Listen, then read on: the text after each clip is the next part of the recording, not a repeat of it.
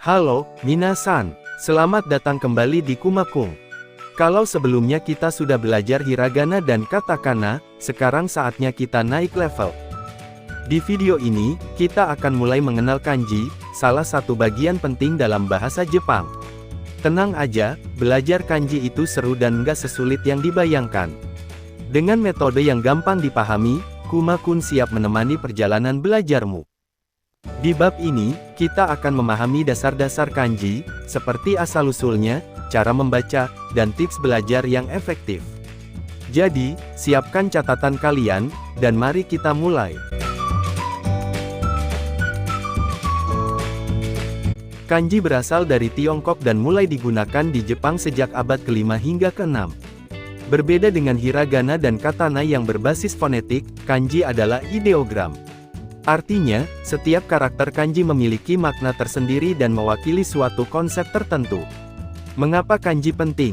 Pertama, kanji membantu mengurangi ambiguitas. Dalam bahasa Jepang, banyak kata yang memiliki pengucapan sama, tetapi artinya berbeda. Dengan adanya kanji, kita bisa membedakannya dengan lebih mudah.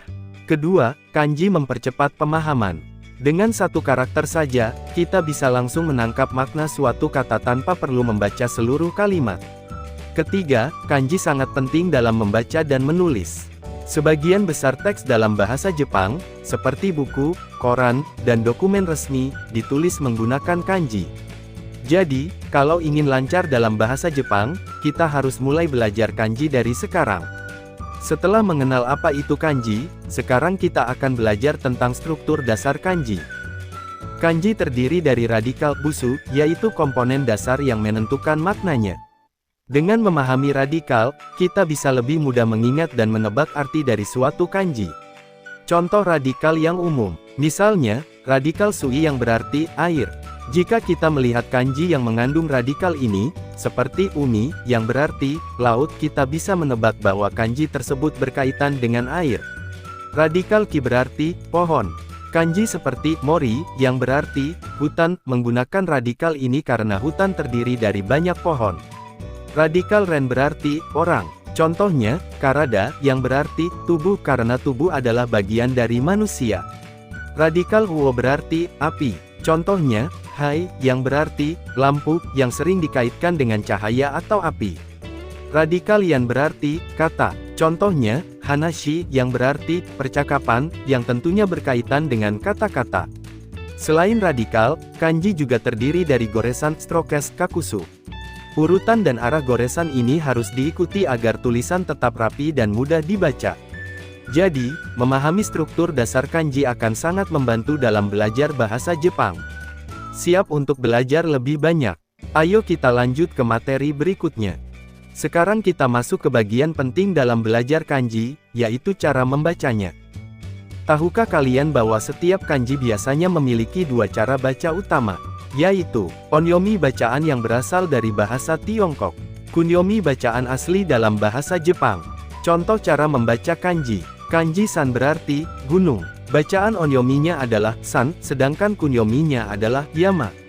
Kanji sui berarti air. Onyominya sui, sedangkan kunyominya mizu. Kanji ri berarti hari atau matahari. Onyominya nichi atau jitsu, sedangkan kunyominya hai atau ka. Kanji ren berarti orang. Onyominya jin atau nin, sedangkan kunyominya hito. Perlu diingat, bacaan onyomi biasanya digunakan dalam kata gabungan jukugo, misalnya Nihon, Jepang.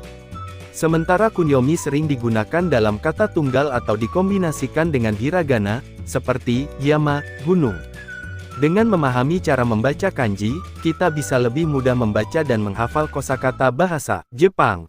Jangan lupa untuk terus berlatih membaca kanji, ya. Yuk, kita lanjut ke materi berikutnya. Jika kalian baru mulai belajar kanji, penting untuk memulainya dari kanji dasar yang sering digunakan dalam kehidupan sehari-hari. Kanji-kanji ini sering muncul dalam angka, nama hari, dan kata-kata umum. Yuk, kita lihat beberapa contohnya.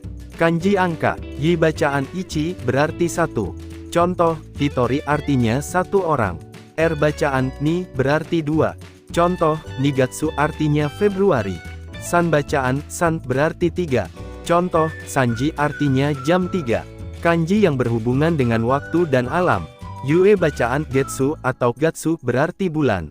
Contoh, Getsuyobi artinya Senin. Mu bacaan Moku berarti pohon. Contoh, Mokuyobi artinya Kamis. Kanji yang berhubungan dengan orang. Ren bacaan Hito atau Jin berarti orang. Contoh, Nihonjin artinya orang Jepang. Dengan menghafal dan memahami kanji-kanji ini, kalian akan lebih mudah membaca dan memahami teks berbahasa Jepang. Ayo terus berlatih dan coba gunakan dalam kehidupan sehari-hari. Kita sudah belajar banyak tentang kanji, mulai dari cara membacanya, kanji dasar, hingga tips menghafalnya. Meskipun kanji terlihat sulit karena jumlahnya banyak, jangan khawatir. Dengan metode yang tepat, kita bisa mempelajarinya secara bertahap. Kunci sukses belajar kanji.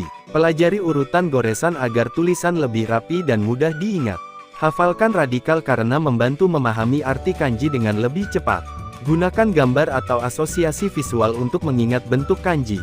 Latih membaca dan menulis setiap hari agar semakin terbiasa. Jadi, jangan takut untuk belajar kanji.